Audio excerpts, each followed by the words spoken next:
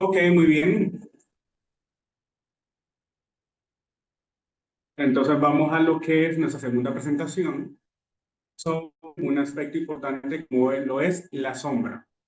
Y vamos a hablar sobre eclipsar, porque realmente Jung enfatizó a la sombra no como un misterio. De hecho, para comenzar, vamos a descifrar la relación de lo que fue Jung con Freud en algún momento. Y de allí entonces parte lo que es ese concepto de sincronicidad, ¿ok? Y para poder entonces eclipsar la sombra hay que tener sincronicidad. Resulta ser que en la obra junguiana de Conversaciones con Jung se describe una relación con el maestro Freud, donde ambos están debatiendo acerca de lo que es la interpretación de los sueños.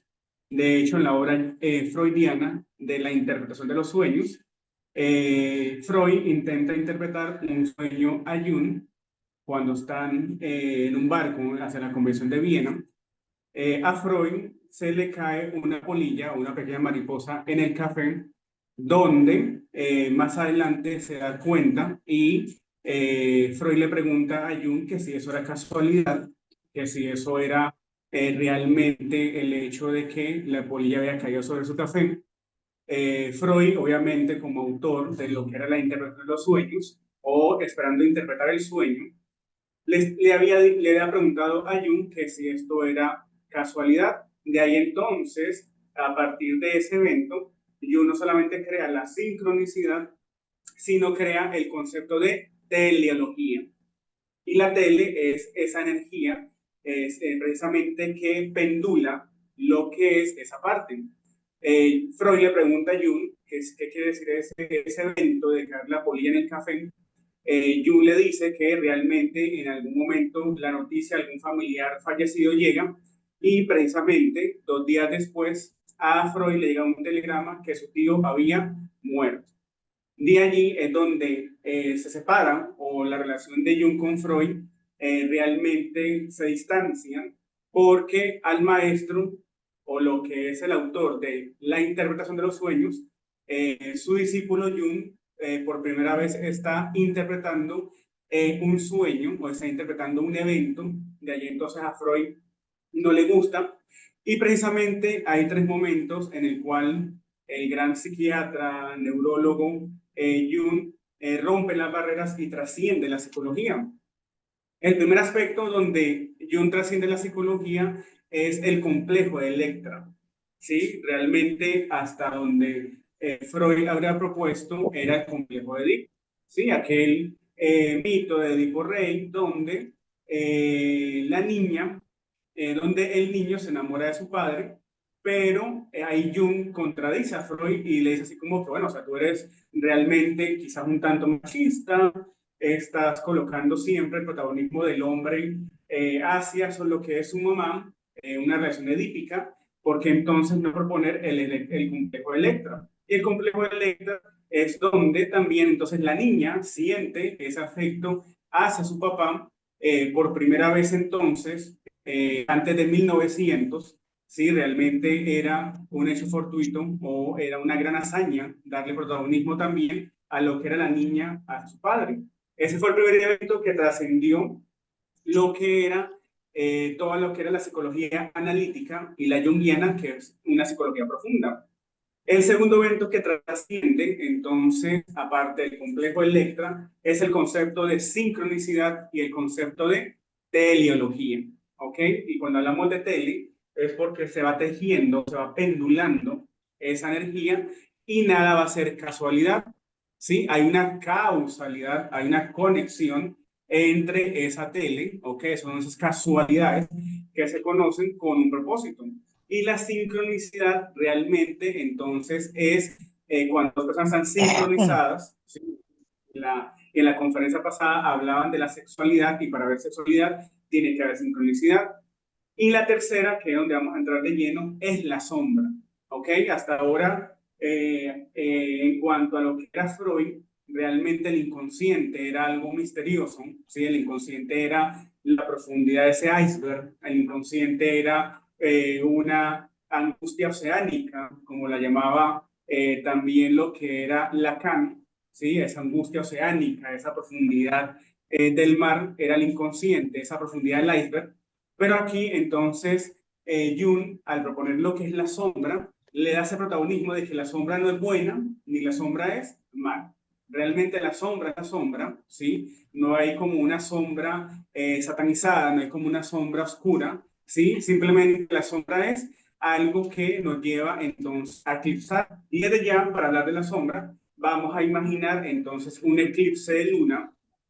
Vamos a imaginar por un momento cuando estábamos pequeños, ¿sí? O los últimos eclipses que han habido, ¿sí? Realmente cuando es mediodía o cuando es día y la luna se atraviesa el sol, hay una parte donde es oscuridad. Sí, realmente el sol no deja de estar, el sol no deja de existir, sino la luna por un momento lo eclipsa. Y en la psicología junguiana hablamos de el eclipsar lo que es esa sombra, ¿sí?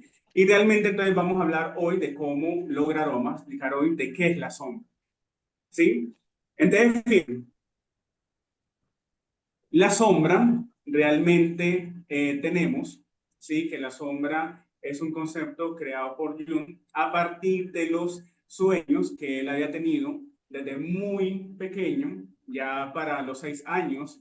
Jung desbordaba lo que era la literatura y sobre todo él tenía lo que llamamos sueños no premuniciosos, pero sí esos sueños que eran con mensajes, los sueños que eran con propósitos, ¿sí? En una de las partes del libro rojo dice que Jung en algún momento sueña con esa profundidad y que en la tierra había enterrado un cofre donde era necesario cavar, cavar, cavar, y ahí donde a los terapeutas, a los acompañantes de la psique, a los que realmente de una u otra manera acompañamos procesos, nos llaman arqueólogos del alma, porque de allí, entonces, en ese sueño, Jung sueña con 6 años que él va entonces a un sótano muy profundo, ¿sí? A una caja totalmente profunda donde haya enterrado algo. Él sueña entonces que como arqueólogo a los 6 años empieza a desenterrar y hay un cofre con una llave donde allí entonces a él le da miedo por primera vez, de otros 6 años, se despierta en algún momento, él le queda entonces sonando, le queda esa curiosidad de que tenía esa caja negra, pero a él para ese momento, a los 6 años, le da miedo, obviamente, abrirla, ¿sí? Es donde él descubre que la sombra da mucho miedo conocerla. De allí, entonces, es el punto de partida para poder escribir la obra del encuentro con la sombra, ¿sí? De ahí, entonces, más tarde, cuando él empieza a ya estudiar esos principios del Zen, comienza ya a estudiar lo que es esa teoría oriental, esos principios orientales, de allí entonces, él descubre que la caja negra, al abrirla, tenía precisamente, ¿sí? Y realmente también hay otro sueño que él tiene, donde está entonces en un bosque, ¿sí? Y hay varias iluminaciones o hay varios elementos que iluminan ese camino del bosque. Uno de ellos es un par de ojos de un búho y lo que era entonces esa luz de lo que era la luna. Entonces él se despierta rápidamente porque al momento de descifrar qué había detrás de él y se da cuenta, realmente era su sombra. Entonces, ¿qué hay en la sombra? ¿Qué realmente es la sombra? Es entonces esas partes donde están los recuerdos, ¿ok? Sobre todo el hecho de, fíjese que en la figura hay un círculo con tres circulitos más, de allí entonces está lo que son los recuerdos, ¿sí? Y realmente entonces los recuerdos son los primeros elementos que quedan insertados en la sombra. ¿Por qué? Porque obviamente hay recuerdos muy profundos y realmente cuando un paciente lo de la cabeza o no puede acceder a esos recuerdos de la infancia, sean traumáticos, sean relacionados con situaciones totalmente traumáticas o recuerdos muy profundos, no se puede acceder fácilmente. ¿Por qué? Porque queda entonces enterrado en la sombra. También lo que son las contribuciones objetivas, subjetivas, perdón, ¿sí? Donde entonces allí es lo que hay esa interpretación subjetiva, ¿sí? Donde, por eso es que la interpretación de los sueños para Jung era importante hasta un punto, porque podían acceder a los recuerdos. ¿Qué son las contribuciones subjetivas? Entonces son aquellas cosas que a priori la persona puede como juzgar o puede determinar si es bueno o es malo. Va relacionado un poco con lo que es el juicio, lo que es la moral, ¿ok? Y realmente entonces lo que esos recuerdos lo que lo hacen son contribuciones subjetivas, donde por eso es que muchas personas no se atreven a hablar a nivel cultural de sus recuerdos o no se atreven a hablar en público porque siempre van a haber subjetivamente opiniones que da mucho temor a lo que es el juicio, ¿sí? Pero entonces tenemos la esperanza, ¿por qué? Porque en la contribución subjetiva están los afectos, ¿sí? En la sombra también entonces queda allí atrapado lo que son los afectos, no como una forma de represión, como Freud lo quería hacer ver, ¿sí? Cuando era Jung su discípulo, sino los afectos que quizás no debían darle una interpretación o no debían conectar con esa catexia o esa energía para poderla conectar a los recuerdos, sino más bien ese afecto donde la sombra entonces quedaba allí. Y el afecto, entonces tenemos que ver que en la sombra el afecto va a ser igual a ese deseo, por ejemplo, cuando se siente un abrazo en un día quizás de repente lluvioso o tormentoso, sí, cuando usted desea quizás de repente llegar a casa simplemente y que alguien lo reciba con una taza de café, esos afectos que no tienen que ser quizás ese encuentro, sino esa pendulación energética de esos afectos, de que el otro esté para mí. Y es cuando usted le dice al otro, estamos conectados, te atrae con el pensamiento, estamos en la misma sintonía. Bueno, mira, estaba pensando en ti precisamente. Entonces, los aspectos aquí en la sombra están relacionados con lo que es esa sincronicidad y lo que es entonces esa parte de la teleología. ¿Sí? Y por arriba de los afectos, entonces está lo que son las contribuciones o interrupciones, perdón, del inconsciente. ¿Ok? Pero no un inconsciente, quizás de pronto hacia lo que es la profundidad del iceberg, sino ese inconsciente que bien es el inconsciente personal, ¿sí? Es donde el sí mismo es esa instancia o esa identidad de donde la persona está allí identificada y es entonces lo que comunica, y ahí vemos el autoconcepto, ¿sí? Esas interrupciones del inconsciente es la capa que está más próxima al autoconcepto, ¿sí? Esas irrupciones del inconsciente pueden ser bien interrumpidas sobre el inconsciente personal o puede entonces generar la necesidad de que sea un inconsciente colectivo. ¿Ok? El inconsciente colectivo es aquella identificación colectiva o un grupo de personas, un grupo de masas, donde comparten un mismo ideal. ¿Sí? Por ejemplo, un arquetipo, un símbolo, ¿sí? Donde un grupo de personas específicas tienen un símbolo o un arquetipo o una figura donde es el inconsciente colectivo. En esa cultura, el mayor arquetipo del inconsciente colectivo es entonces esa madre matricentrada o el eje, siempre en una figura religiosa está la Virgen María con el niño. Y ustedes ven que de repente en cada cultura latinoamericana se le coloca entonces la divina pastora, si es el bastón, se le coloca quizás de repente, si es Coromoto, la corona, si es de repente la de Guadalupe, algo en específico, si es alguna virgen en África, quizás entonces cambia un tanto el color y los adjetivos, pero siempre entonces ese arquetipo del inconsciente colectivo es la madre con el niño. Y parece curioso que nunca sale José por ninguna parte. Muy poco es la figura de José María el niño, siempre es María con el niño en los brazos. ¿Por qué? Porque obviamente a nivel colectivo, el matricentrismo, lo que es la madre como protagonista, siempre es allí. Entonces, esa capa próxima al autoconcepto es la interrupción del inconsciente, ¿ok? Y en el autoconcepto, entonces, eso es parte de muchos autos que nos llevan a todas partes, ¿ok? No el Mercedes, no el McLaren, no el Porsche, sino ese autoconcepto.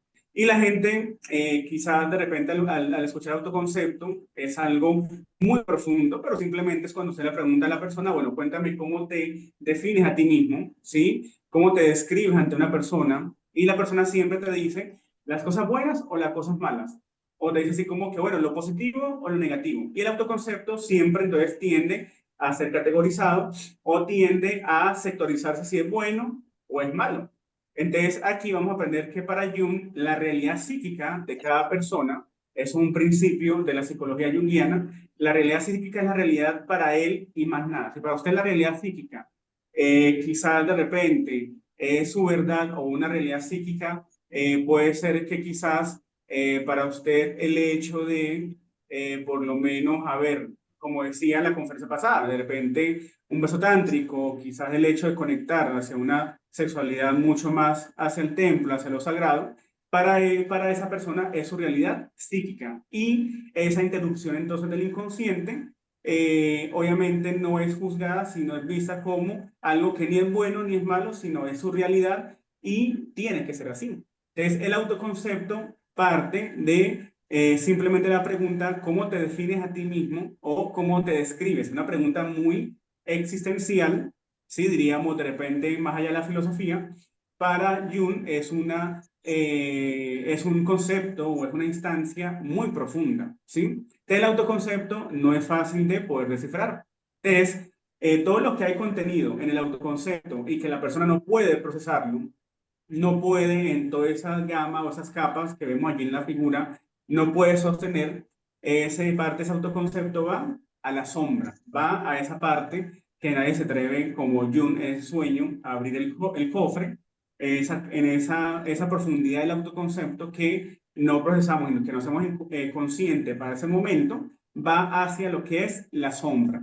Entonces la sombra termina siendo un cúmulo de cosas insostenibles. Fíjate que los niños quizás no tienen ese principio de realidad. En los niños simplemente es como que, bueno, yo fui a donde mi abuela mañana y yo, por ejemplo, iré ayer a donde mi familia y no hay esa temporalidad en el niño, no hay autoconcepto. Eso se define entre los 7 y 9 años, donde la sombra se forma, ¿ok?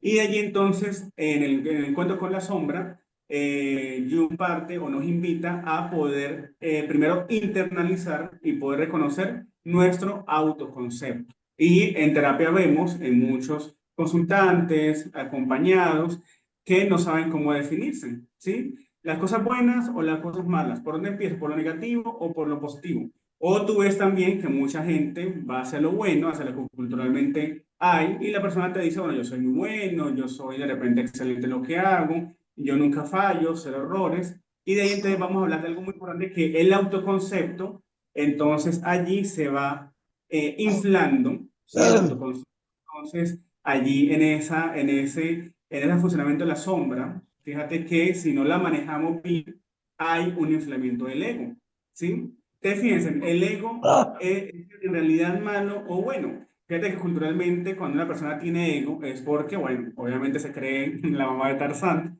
o cuando la persona tiene un ego elevado es porque, bueno, él es inmortal o él es infalible.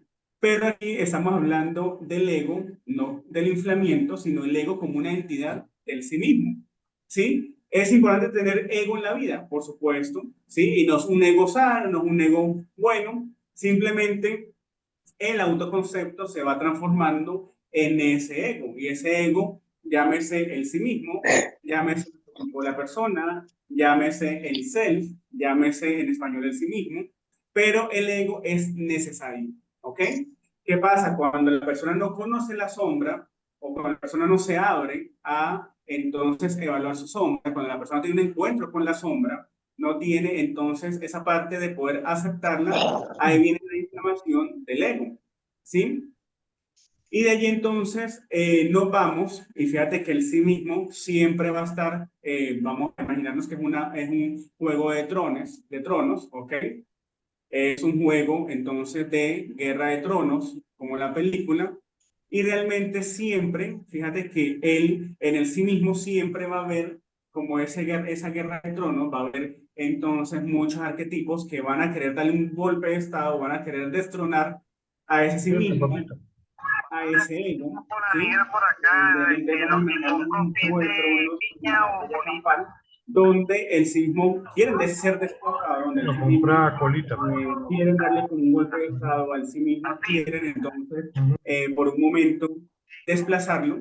Entonces fíjense que cuando ese sí mismo o cuando esa parte de la persona o ese ego es encapsulado o es secuestrado y por algún otro arquetipo, ahí donde hay una inflamación del ego.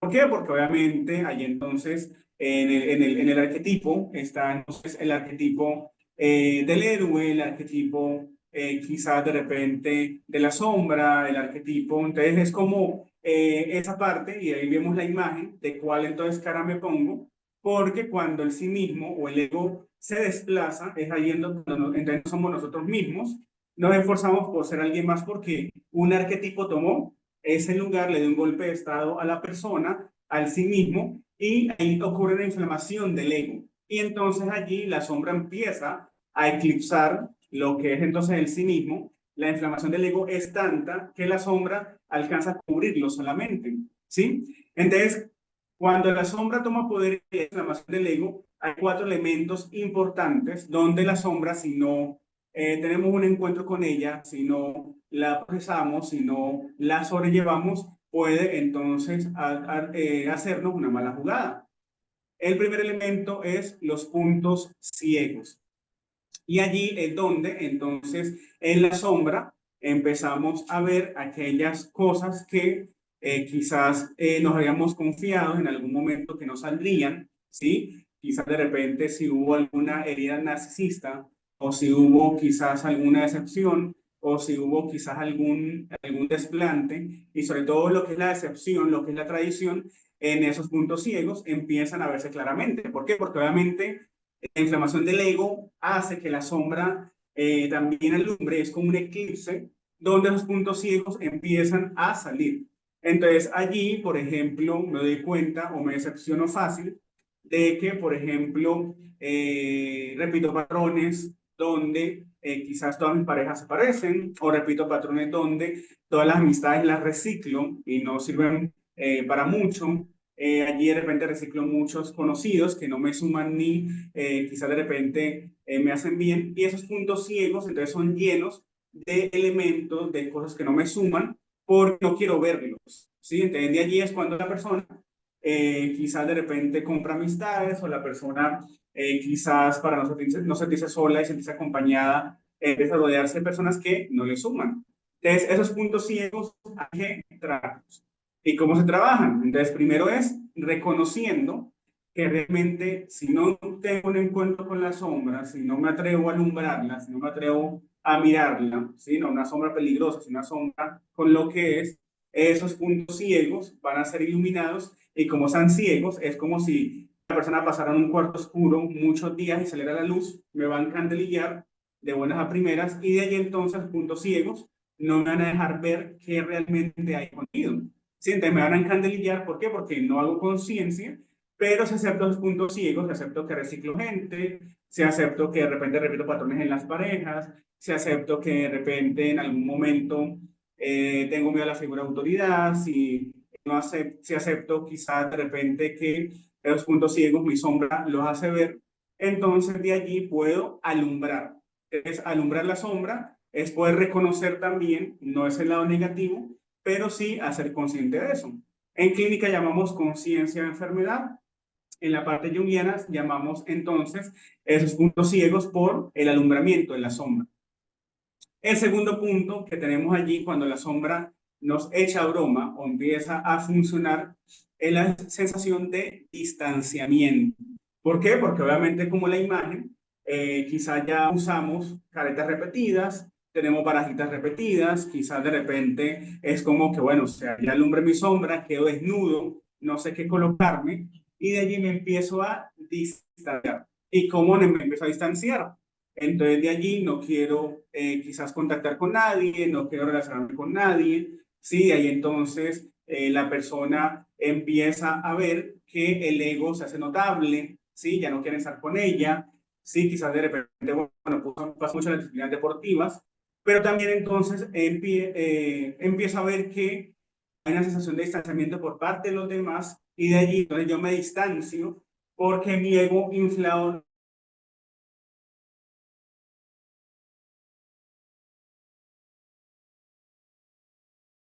la gente no me merece, que yo le quedo grande a todo el mundo. Y ahí entonces empieza el ego a funcionar. Y por supuesto, el sí mismo o el celo o la persona, el arquetipo de la persona, ahí entonces le hicieron un golpe de estado y el ego anda entonces allí tomando posesión de ese sí mismo, ¿sí? Lo inflama a tal punto que para Jung no es que no exista la enfermedad, fíjate que en clínica hablamos de psicopatología, de conciencia enfermedad, para Jung entonces sería esa inflamación del ego. El ego está inflamado, está hinchado. Sí, el ego entonces está allí. Entonces, ese aislamiento o esa sensación de distanciamiento me lleva a mí a convivir con mi ego hasta que entonces vamos a análisis, vamos a terapia, vamos de repente a terapia de grupo, vamos a una red de apoyo, nos sostienen, vamos a quizás a todo lo que la persona pueda en su sistema de creencias apoyarse. Y ahí entonces cuando eso es como una válvula de escape al ego, logramos desinflamarlo, ¿sí? Y logramos entonces acercarnos nuevamente. La tercera función de la sombra, o lo que produce cuando no la alumbramos, no nos encontramos con la sombra, es la comparación. Y por eso es que muchas personas comienzan a compararse, comienzan a comparar su proceso con el de los demás, ¿sí? Comenzamos de repente a comparar entonces que quizás de repente tal colega es más exitoso, tiene tantos números de seguidores, comenzamos a comparar entre los resultados y no disfrutamos el proceso. Porque nuevamente el ego está posicionado, es como si estuviese en el Juego de Tronos allí sentado, arraigado, y la comparación no nos deja entonces darnos cuenta del proceso, sino darnos cuenta de los resultados. Entonces la comparación es como lo que conocemos en psicología, la proyección. ¿Sí? Entonces yo veo en ti lo que yo tengo, ¿sí? Ya sea bueno o malo, o yo veo en ti lo que me hace ruido. ¿Sí? Entonces yo juzgo, de repente acuso, digo, esa persona es tal, tal, tal, porque es mi espejo. Entonces, esa comparación hay que desmontarla, ¿sí? Ahí entonces, ¿cómo? En esa parte, la conciencia. Recordemos que la conciencia, la energía, para Jung es polar o es pendular. Es como si fuese un péndulo constante donde es un momento circular o es un movimiento polar que simplemente es un semicírculo. De ahí entonces la última función de la sombra cuando no la conocemos es la presión. Y vivimos entonces por presión. Entonces la gente actúa más por el presión del entorno, la gente actúa entonces más por el presión de la autoexigencia, la gente entonces empieza a exigirse más, más, más, y de ahí entonces no hay como un final, no hay como algo que te diga hasta ahí vas a llegar. Entonces la presión hace que el ego se inflame mucho más porque la presión, ya sea de lo social o ya sea el sí mismo, empieza allí. Son cuatro elementos que debemos cuidar muchísimo y debemos tomar en cuenta al momento de encontrarnos con la sombra. ¿Para qué? Para que el sí mismo, el self o el arquetipo de la persona comience nuevamente a recuperar ese espacio. ¿El ego siempre va a existir? Sí, es algo que usted siempre va a tener como una estampa, va a traerlo de fábrica.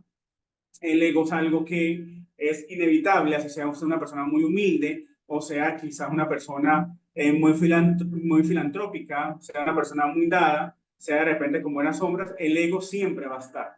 Sí, la diferencia es lo que va a inflamar. Sí, entre más usted es auténtico, entre más sea genuino, entre más el self o el sí mismo, y en la lámina anterior, entre más usted tenga conciencia de su autoconcepto y sepa quién es o sepa cómo definirse, y un ejemplo rápido para todos es poder describir mi autoconcepto. ¿Quién soy? ¿Qué me caracteriza? Y fíjate que una pregunta tan existencial, cuando se le pregunta a alguien quién es, se quedan o nos quedamos en el aire porque es muy existencial. ¿Nos vamos por dónde? Por los roles. Bueno, yo trabajo en esto, yo soy madre de tal, soy hijo, soy abuelo, yo soy, de repente empezamos a colocar muchos verbos, ar, er, ir. Yo soy de repente una persona calmada, soy de repente pacificador, soy de repente una persona que tal, tal, tal, de como forma de escribir, y no es malo, porque obviamente la única forma de acceder al autoconcepto son nuestros roles y los verbos, ¿sí? Simplemente adjetivos que nos califican. Y no está mal. La idea es ese autoconcepto, cuando vayamos avanzando a descubrir la sombra, no es borrarlo y copiar uno nuevo, no, usted va a agregarle cada vez más elementos o palabras que usted descubra a ese autoconcepto.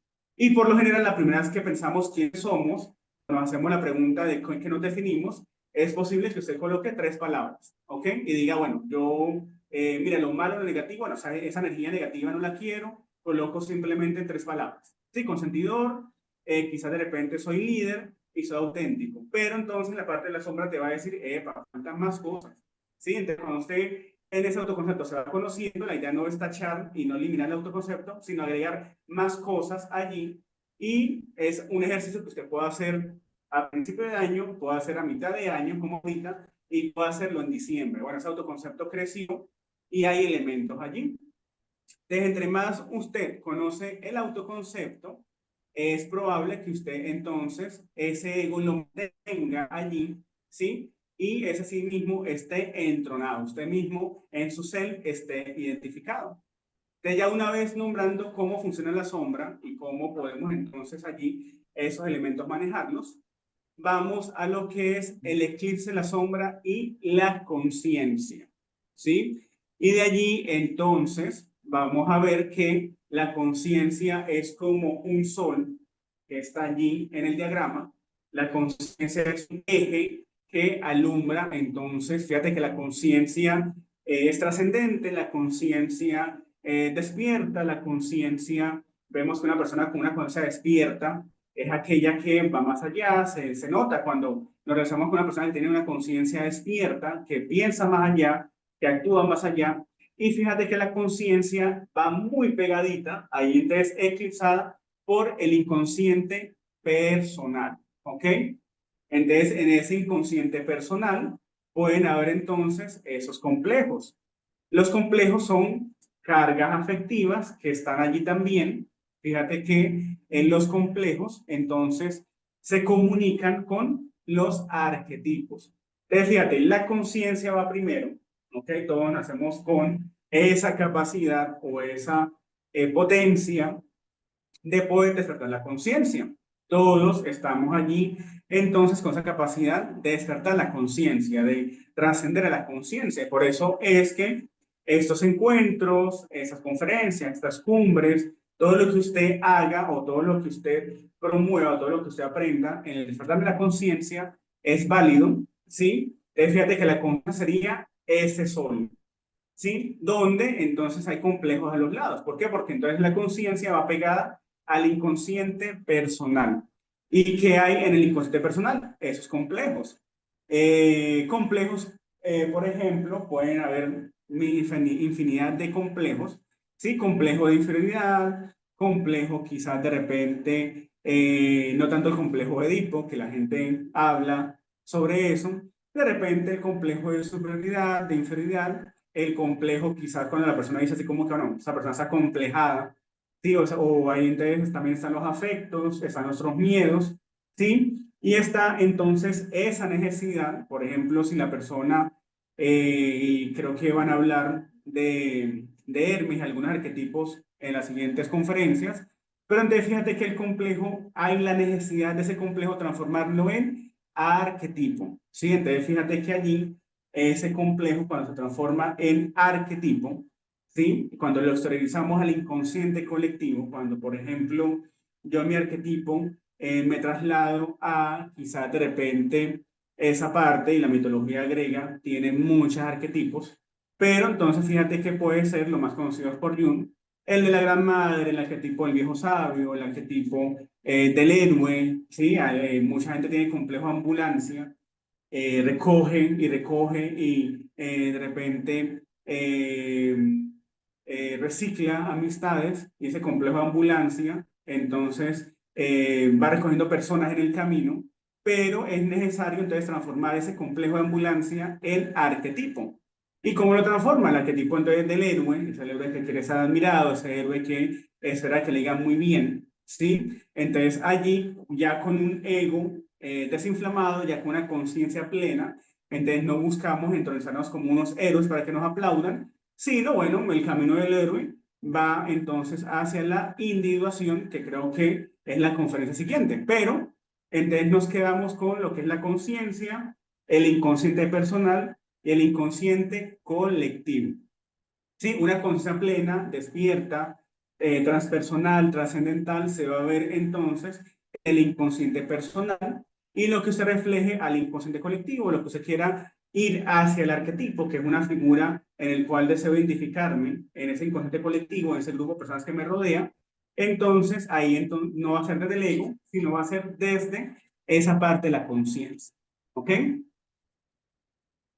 Y vamos a ver entonces que de repente vemos allí ya el diagrama, o vemos allí entonces todo lo que es una figura compleja, el aparato psíquico de lo que es el junguiano. Fíjate que si fuera el aparato psíquico de Freud, pues el iceberg, ¿ok? Donde está la conciencia, donde está el subconsciente. Después Freud dijo que no existía subconsciente. El inconsciente es como la profundidad del iceberg. Aquí vemos entonces lo que es esa figura completa, ese modelo del aparato psíquico junguiano profundo, donde podemos ver entonces lo que es el ego o la conciencia del cual les estaba hablando. ¿Ok? Fíjate que el ego y la conciencia es lo que se ve allí, ¿sí? Entre lo que es la máscara y la sombra, ¿sí? Vamos a imaginar por un instante una figura giratoria de dos caras, ¿ok? O una moneda dando vueltas, donde una cara se encuentra en lo que es la sombra y otra cara se encuentra en lo que es la máscara, ¿ok? Entonces, fíjense que todo lo que mi conciencia no permite, o todo lo que la conciencia, todo lo que no ha alumbrado en la sombra, se convierte en máscara. Y fíjate que la máscara tiene contacto con lo que es esa parte de la familia, tiene contacto con esa parte de la cultura, de la sociedad y de la religión. ¿La máscara es mala? No. Fíjate que si vemos la película La Máscara, el tipo entonces se coloca la máscara y de repente es difícil para él quitársela después, se descubre, pero aquí la máscara no estamos hablando de que sea mala, ¿sí? Lo malo es utilizar la misma máscara y quedarme pegado en todos los contextos, ¿sí? La máscara es esa parte que sobrevive en nuestro aparato psíquico. En esa máscara, entonces, es lo que mostramos hacia la familia, esa máscara lo que mostramos a la cultura, esa máscara a la sociedad, puede ser una máscara de ser filántropo, esa máscara hacia la religión, sí, quizás de repente somos los más religiosos de la sociedad, pero esa máscara me hace a mí ver que entonces necesito también entonces identificarme y confiar en algo o en alguien. Sí, entonces fíjate que con la máscara es la forma de comunicarnos con el mundo externo a través de la máscara y con el mundo interno a través de la sombra, ¿ok? También vemos allí esa sombra que tiene contacto con el inconsciente personal, ¿sí? Entonces, en el inconsciente personal están entonces los complejos, están los afectos, están entonces esas partes que son como eclipsadas por esos afectos, lo que entonces son nuestros deseos, ¿sí? Y fíjate que algo que me llama la atención y que tiene relación con la conferencia pasada es el ánima y el animus, ¿ok?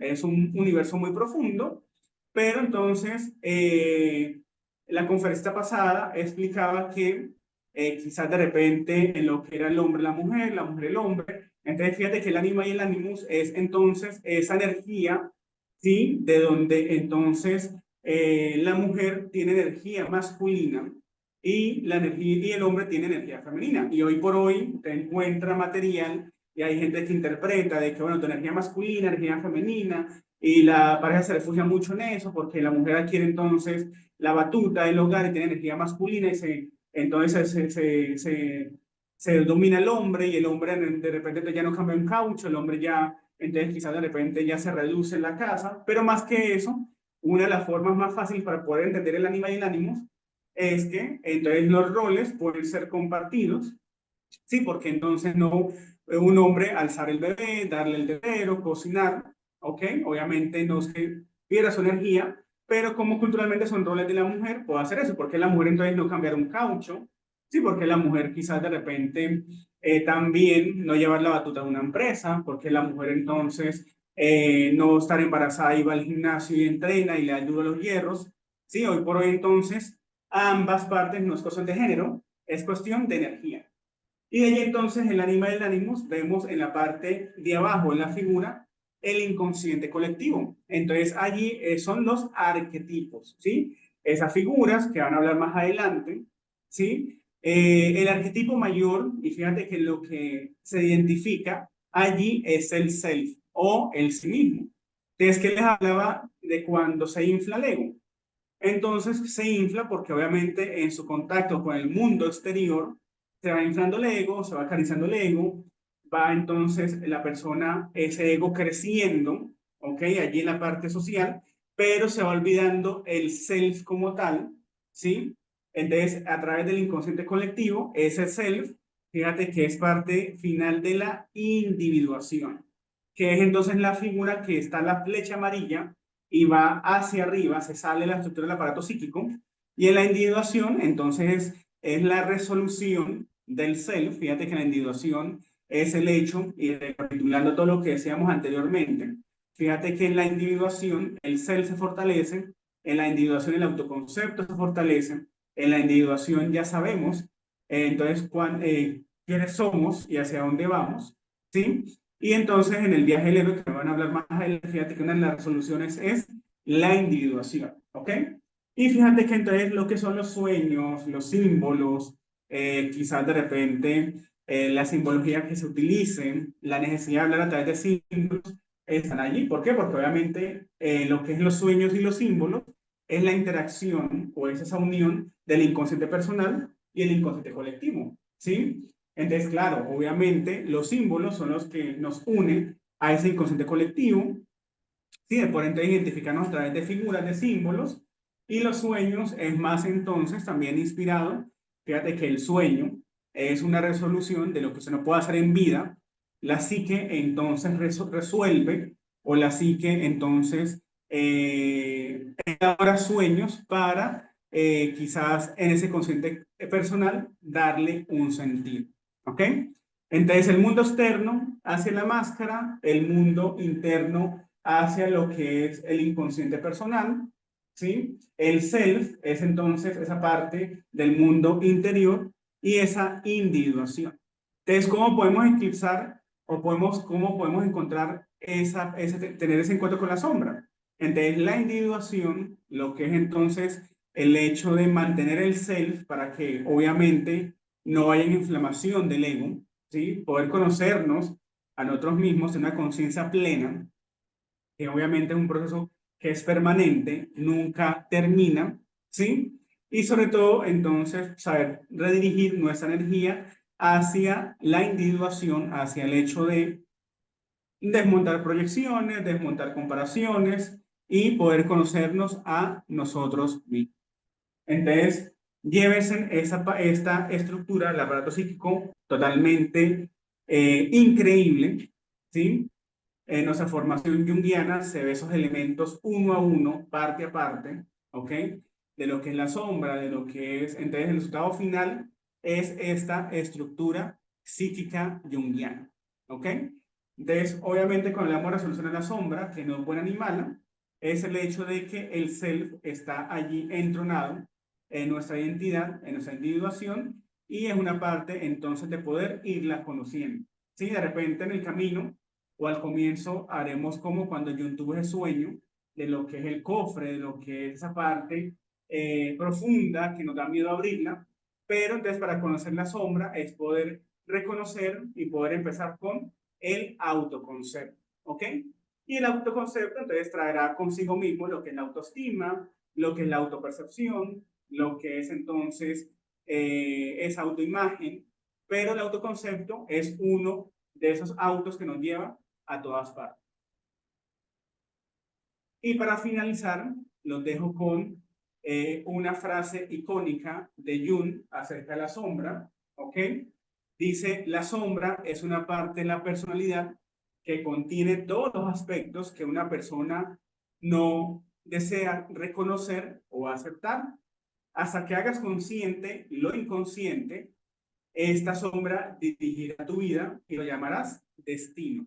Entonces ya cuando usted conoce la sombra, cuando usted entonces reconoce hacer esa parte que no desea reconocer, cuando usted hace consciente lo inconsciente, cuando usted entonces empieza a aceptar o empieza a internalizar la sombra, empieza a fortalecer ese autoconcepto, fíjate que ya no es el destino, ya no es de repente, usted no le echa la culpa al destino, no le echa la culpa a Mercurio retrógrado, no le echa la culpa a levantarme con el pie izquierdo, no le echa la culpa de repente a la casualidad, simplemente es mi sombra que está allí echando broma, no la acabaremos de conocer por completo, no, porque es una parte que está allí. Y el arquetipo de la sombra también es un arquetipo que todos debemos conocer. La reflexión final es quizás no llamar destino, no llamar casualidad, no llamar el hecho de que, bueno, mira, no sé qué pasó, quizás es el destino, quizás de repente es mi suerte, sino más bien el hecho de que, bueno, mi sombra dirige, yo la muevo y yo soy consciente de ella. Muchas gracias a todos, que continuemos disfrutando de esta gran jornada.